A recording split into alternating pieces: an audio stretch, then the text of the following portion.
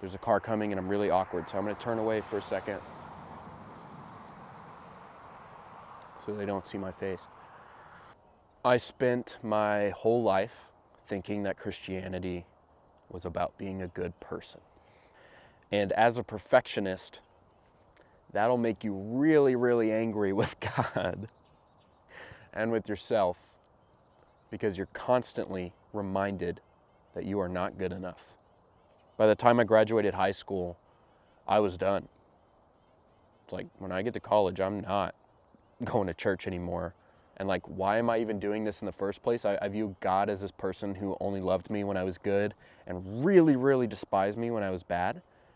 And that's a really toxic mindset to find yourself in. So when I got to college, I was done. And as a perfectionist, I moved my worth to what I made. As a filmmaker, I knew I was bad. I could always tell when I had a flaw. I could tell when something was wrong. I might not know how to fix it, but I could always tell when something was wrong or when something wasn't that good. Like even the work that I've made now, like, dude, I only see flaws when I see that stuff. So I have to like limit the amount of watch my stuff. So that led to multiple years in college of me making stuff. And if the next video I made wasn't better than the last one, then I just wasted my time and I suck and I'm terrible and I'm never gonna be a filmmaker and I'm not good enough. I attributed every flaw I made to my self-worth. And I still had this lingering view that like God is real, but like the more that I did this to myself, the more I was actually really, really frustrated with God. I was like, why did you even make me? Why did you even do this if you're just gonna tell me that I'm not good enough all the time? Like if you're just gonna show me with the stuff that I make and the interactions I have with people that I'm a flawed, broken person and that I'm not good enough to be worthy of love. Like, why are we doing this? And I remember I was sitting in my car one day waiting for a presentation where everyone had to show the short film that they made at the end of the year for class. And I was waiting in my car with my friend, and I remember gripping my hand so tight that my fingernails were cutting my hand. I was just anxious and terrified that everyone was about to watch the short film that I made, and that if they didn't like it, then that meant that I'm not a good person. And this may sound crazy, but I know there's other people that deal with this as well. This is a real thing. Tying your worth to your work is a real thing. And I had a friend sitting next to me, and the friend sitting next to me said like, hey, like, why are you so anxious? And I said, because everyone's about to watch my work.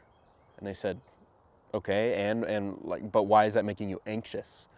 And I said, well, because if it's bad, I mean, I see the flaws in it. If they see the flaws in it, then they're gonna think I'm terrible at filmmaking. And, you know, I was probably 20 at the time.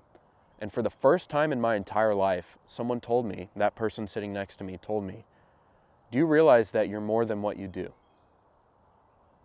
And like, I'm a Christian, so like I know like the right answers to things. And I was like, yeah, obviously like Jesus is everything, and like kind of brushed it off. But like 4 years later, I still think about that all the time. That I needed someone to tell me that I am worth more than what I do. And if you've never heard that before, I want to tell you that you are worth more than what you do. Now, what am I saying by that? What does that mean? Your worth is not in how good of a friend you are.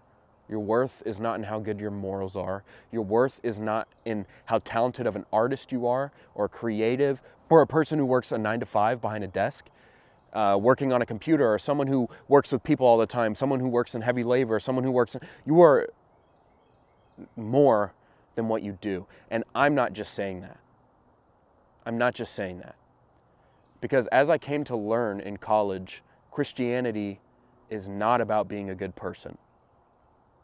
There's a lot of religions out there that make a way for humans to work their way back up to the perfection of God.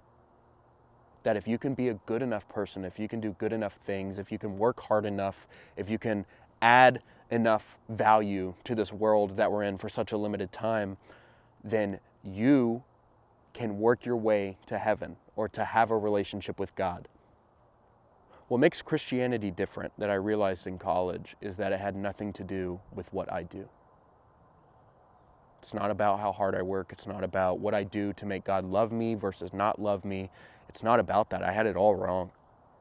I think I got so caught up in traditions, going to church a certain amount of times, reading my Bible, knowing the right answers, that I thought, oh, I am good enough now for God to love me. But the truth of the matter is, nobody is good enough for God to love you. Nobody. Because, you see, the standard is perfection. And me as a human am far, far, far, far from perfect. If you think about it this way, God is a perfect score on a test, a 100 out of 100. Me, human, am terribly, terribly horrible score. But let's just say that I wasn't a horrible score. Let's say that I actually did a really good job here on earth. You see, God is perfect, so he can only exist with perfection. So let's say I live my entire life and I do one thing wrong my entire life. All right, I'm a 99 out of 100. And you know, I die and I walk up to the gates of heaven. I'm like, yo, what's up, God? Let's do it. I'm a 99 out of 100. I was pretty close. You're 100 out of 100. Hey, one away, you know. Can you let me in? I would like to come into that place because that looks pretty cool. And the truth of the matter is, God is a 100 out of 100. He's like, you're absolutely right. I am a 100 out of 100. I'm perfect. And I just want you to understand that if I were to let you in, a 99 out of 100, you would bring my average down. If I were to let you in, you would bring my average down and I would not be perfect anymore. So I'm really sorry. You tried really hard and you did a lot of really good things. But unfortunately, I can't let you in just because it would affect my score. I would be freaking out. See, even the most perfect person on this world, except for one flaw, and you know you've had at least one flaw. Don't lie to yourself. You've had at least one flaw. We're all at least in that 99 out of 100 category. Now that's very, very, very generous. But one single milligram of imperfection costs us an eternal distance between God and me. So that's the situation we all as humans find ourselves in. That's that hole that we feel, is this distance between me and God. What I'm trying to tell you about is how you can bridge that gap completely by doing nothing except understanding what Jesus Christ has already done for you. You see, all these other religions, you're at this 99 out of 100 and you're trying to work your way back up. If I can just do a good enough things before I die, then maybe I'll get close enough. And it's always this assumption of maybe he'll let me in. Maybe like a 7 out of 10. I'm pretty confident God will let me into heaven, but I'm not 100% sure. But I think that it would be cocky if I said I was a 10 out of 10. So I'm going to say 7 out of 10 to be confident. What I'm saying is that you're either a 0 or you're a 10. Because if you attribute it to anything that you do with that analogy that I just brought up, you will never work your way back up to a 100. If you got one thing wrong, it doesn't matter if you're good the rest of your life. You will always have the thing that you did wrong on your record. Always. And because God is perfect, he's perfectly love, he's also perfectly just, which means there has to be a consequence to sin. And so God's solution for this is that he said, hey, I'll meet you where you're at. I'll come down to this earth. I'll live the perfect life that you should have lived, and I'll die the death that you should have died. I will face the consequences for all of your sin on the cross, and I'm actually going to come back 3 days later from death, come back to life, and defeat sin and defeat death to show you that only I can do that. Only I can be perfect, and only I can defeat sin, and only I can defeat death. And his name is Jesus. Dude, I'm getting wrapped in the weeds right now. Oh, shoot. Getting wrapped in the weeds. I've had to go to the bathroom for like an hour, and this went way longer than I thought. And the name of that person was Jesus. I'm sure you've heard of him. Pretty famous guy, pretty controversial guy as well. But what I want to say is that Christianity is the only religion where God meets you where you're at. He says there's nothing that you have to do except believe in me and turn from your sin and walk with me. Jesus doesn't stand over here and he says, hey, you need to do this to get over to me. What Jesus does is he says, hey, come with me. Let's go. Let's go. We got ways to go. I hope any of this made sense. Long story short, we're broken, far from God. And there's no way to bridge that gap with what you do. There's no way to fix this hole with relationships to feel like you can be loved by a person enough to fill this hole, because it's temporary. No way you can do that with jobs or money, because that's temporary. It's all fleeting. It all goes away. There's no way you can do that with being a good person, because at the end of the day, we all fail and we all fall short. So if your standard is perfection, you're going to be nowhere close. God is perfect. I'm nowhere close. So what I'm saying is, accept the invitation.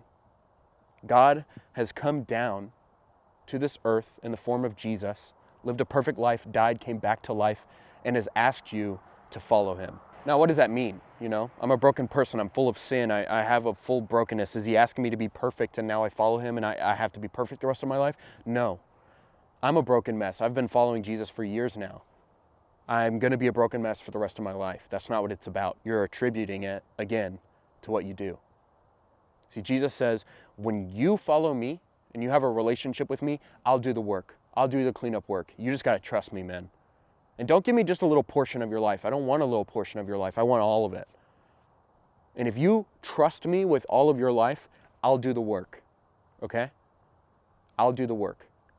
So that when you die and you go to the gates of heaven and God says, yo, I'm a 100 out of 100, you got to have that score to come in. And you stand there, a pitiful 0.00000000001. You can stand there without fear and say, hey, I get to walk in here.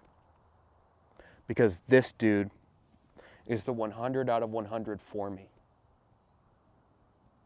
And God will say, come on, let's go. And I've talked so long, I no longer have to go to the restroom. I didn't go to the restroom, so I don't know what happened there. Just to be clear, all Jesus asks you to do is follow him and believe that he is the one true God and that there is no way to heaven except through him. Jesus says, I am the way, I am the truth, I am the life. No one comes to the Father except through me. So I just want to clear up any misconceptions. There is one God, and he's asking to have a relationship with you because he loves you so much, and he's seen you struggle for so long, and he's seen you hurt for so long.